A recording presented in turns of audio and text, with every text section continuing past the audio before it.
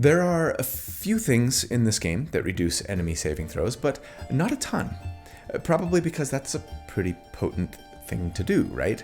Since some of, maybe most of, the nastiest things that we can do to bad guys in this game are based on saving throws. But of all the ones I can think of that lower enemy saves, this new feat might be the best. We actually got another feat in this book, Fairy Trickster, right, that also affects saving throws, but it gives disadvantage, which is generally superior, mathematically, to a -1d4, right? But I like Coldcaster more.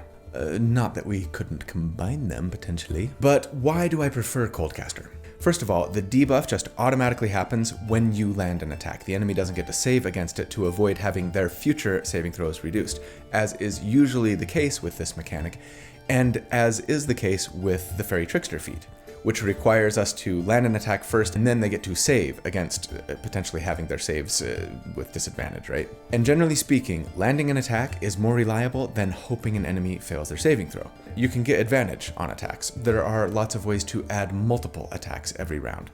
But the second reason is this. Unlike Fairy Trickster, the Coldcaster debuff is unlimited in how often you can use it. Just every single turn. As long as you hit and deal cold damage, you reduce the save.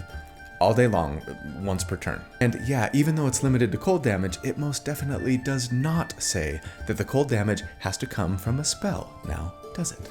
And I can think of a couple of kind of awesome subclasses who aren't spellcasters that could make pretty great use of it. But the question is, which class or subclass can both reliably put out cold damage and has something really nasty that they like to hit their enemy with, but could use a little help making that enemy fail their saving throw? Are you thinking what I'm thinking?